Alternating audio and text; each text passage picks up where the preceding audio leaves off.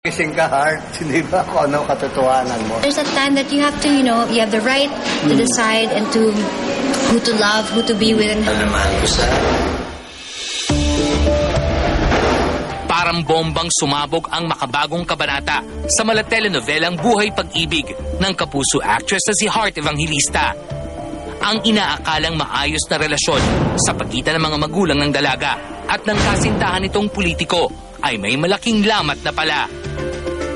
Si Mr. Escudero, never siya nagbigay ng respeto or kortesiya na formal na lumapit sa aming magulang, humingi ng permiso para ligawan.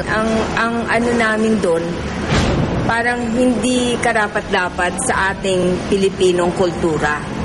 Inireklamo rin ng mag-asawa ang umano'y pagdalaw ni Cheese ng lasing o nakainom sa kanilang bahay. Natatakot ako sa anak namin. Yung tao, pag bastos ng magulang, lalo na yung anak ko, balang araw, kawawa naman yan. Baka kung anong mangyari doon. Diba?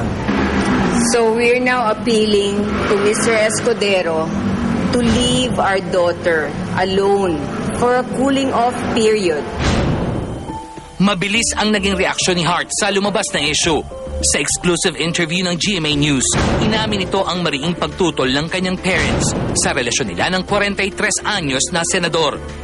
Hindi nang bagong balita yan. This isn't the first time it happened. But at that time, I was very young, kaya nagparaya ako. I thought that would make my parents happy.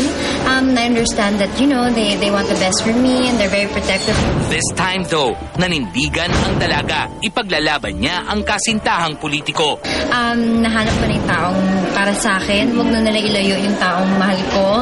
Masaya na ako and everybody deserves to be happy. Like ko say, walang katotohanan lahat ng yan. He's a wonderful guy and I will support him all the way. Hindi ako showbiz, hiwalay ang politika at personal kong buhay. Ayaw ko manghimasok sa hindi pagkakaunawaan sa pagitan ng anak at ng kanyang mga magulang. Sa harap naman ng sunod-sunod na banat ng mga ungpaw ko, napilitang magsalita noong Huwebes si Escudero. Iginiit nitong walang katotohanan ang mga sinabi at sasabihin ng mga magulang ni Heart. Mahal ko din ang mga anak ko. Pero hindi ako mandadamay, mananakit at maninira ng kapwa sa ngalan ng pagmamahal ko sa anak ko. Isa lang ang rason, mapaghiwalay kami. Pero hindi po nila desisyon yan. Hindi ko rin po desisyon yan. Desisyon lamang ni Heart yan. Sana po naman maging rason yan. Kailangan rin natin lahat. Samantala, ilang oras matapos magsalita si Cheese, muli na namang nagpatawag ng presko ng ina ni Heart. Inihayag nito ang planong pagsasampa ng kaso laban kay Cheese. We intend to file cases against Cheese. Criminal case for libel, for claiming that he is caught in the middle of this family feud when in fact he is the source of this family quarrel. Because under the civil code, there's a provision that a cause of action for damages is available against people like Cheese for meddling with and disturbing the private life of another. Naging emosyonal na rin si Mrs. Ongpao ko matapos mapag-usapan ang iniindang karamdaman ng asawang si Ray. He just doesn't deserve this, Heart.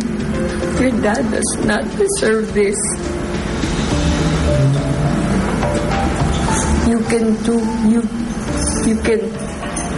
You've done all these things to me, but your father does not deserve this. No, he does not. You know how much your father loves you. At press time ay wala pang reaksyon si Heart o ang senador sa pinaplanong hakbang ng mga ungpaw ko. Abangan ang relasyong nasa gitna ngayon ng malaking kontrobersya. Paano nga ba nagsimula? About different things, you talk about different things. So yeah, I guess it's called meeting. There's nothing really at this point. We have met on several occasions. Meeting, not dating. Met. Met. And the conversations are good. Susunod na